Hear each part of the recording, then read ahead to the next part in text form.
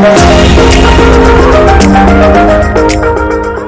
आप नए हैं, हमारा वीडियो पहली बार देख रहे हैं तो स्वागत है. If you're new here, don't forget to like, comment, share, subscribe, and hit that notification bell to be notified each time we upload. Now let's go ahead and get into the video. Channel. All right, guys. So today's video is going to be a how we met video. And well, let's just go ahead and get into this video. Encore and I, we met back in 2019, like May, June 2019.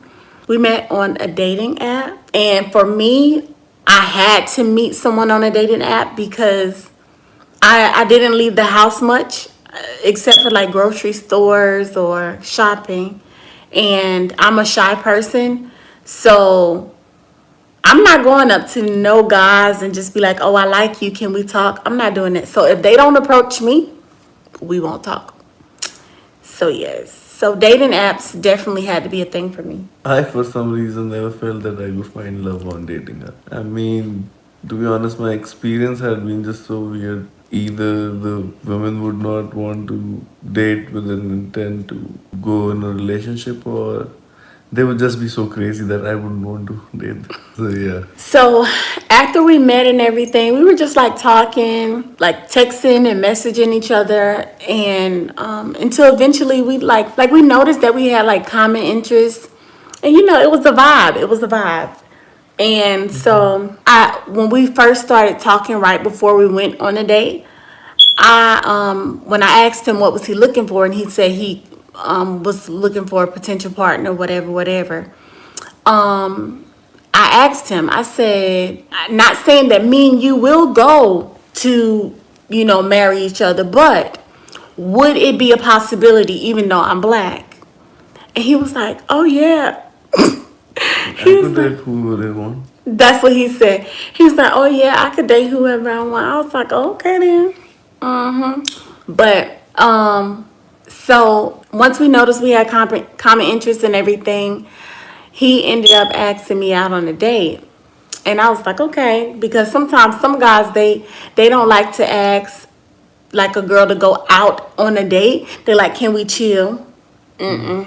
I'm not chilling with nobody. I could chill by myself, okay? I could chill at the house, okay?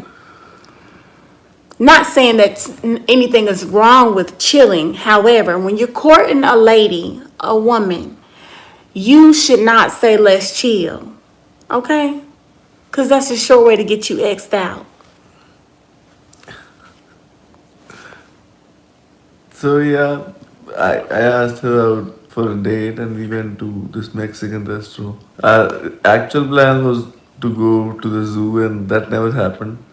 Till date, we have never been to the zoo.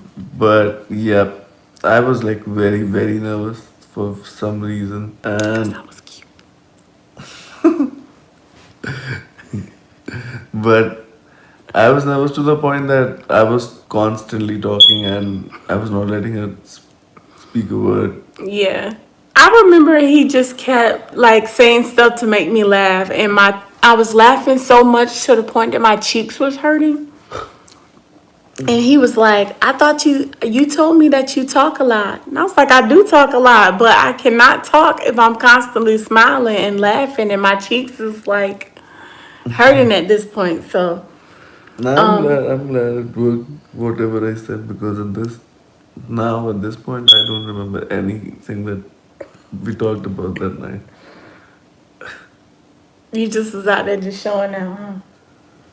After that, we went on a date. We just said that we went on a date, and we started to like text and talk and meet with each other every weekend. Anytime we were free, we were with each other. And it got to a point like we were like traveling and doing everything, doing whatever we wanted to do, exploring with each other, exploring different restaurants and everything. And it got to a point like I was like, okay, let me see if this guy has the qualities that I would look for in a husband. And of course, the first step was to make sure that you guys have chemistry enough to enjoy each other's company. that was the dating part first. But then at this point, I'm like, okay, we're spending a lot of time with each other. Let me see, how he thinks. Let me tap into his mind a little bit. Tap up there. So, I asked him, how did he feel about religion? I asked him, About kids. yeah, how did he feel about kids? And I also not just asked him questions. I brought him to my niece's second birthday party just to see how he interact with kids. It was a lot of little things that I just was doing, just checking, like let me see, okay, let me see how he get down.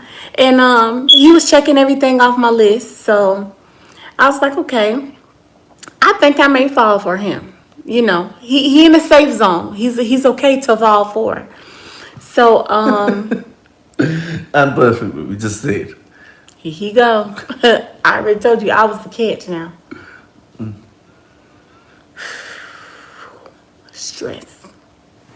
Yeah, so the same way that I was checking like qualities off my list for him, he was also checking qualities off his list for me, I guess, or maybe.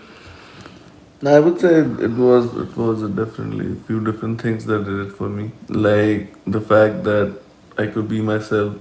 Like I could be my most unapologetic version around you, and I would know that I would still not be judged. And the fact that you used to make me feel that you were interested always and you wanted to put in effort, like because we used to stay like 2 hours away, but we were still meeting every week, although like I did not have a car and you had to drive those 2 hours. So to me that was effort. And the fact that it wasn't always about going out on these fancy dates or on vacations. Sometimes you would just like be home and just like watching movies or cooking, and that would be fun too. I'm an adaptable person. I'm pretty chill. So being at home doesn't bother me. Being out doesn't bother me. I don't like being at home all the time. Now I like to get in the street. Get in the street. And I think most importantly, it was also the fact that there were very rough times that I was going through professionally, I would say, and you were still around and you were supportive. So, I mean, I always look at this part how people or how one person that you're dealing with acts when you're going through a tough time or a rough phase in life. Anyone could be a part of your happiness, your happy journey if everything is going well. But not everyone would choose to stay when you're going through rough times. Yeah. So after he was meeting all the qualities and everything, so I asked him, "What did I ask you? Did I when we were coming from Asheville?" I think he said something. I think he was acting like a little weird, like he was thinking about something or something while we were going down the road. And I asked him what he was thinking about, and he was like he had been thinking about it for some time, like telling his parents or how they would react and all this.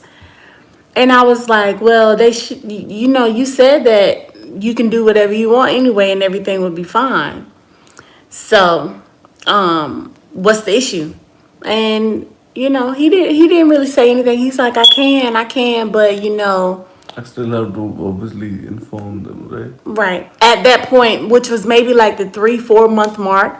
It was already running through our heads that we needed to tell our parents. So, yeah, that's kind of how everything came about, and we started discussing, you know, about telling the parents, but before we told them, we had another sit down and we talked with each other. Just made sure that this was something that we actually wanted to go to the next level with. Yeah, and that's what we did. We just had a long conversation. Like it was a long conversation before we talked to them. We would tell you guys like how the continuation of this story, but we'll just do it in another video so we can tell you like how the parents reacted and everything.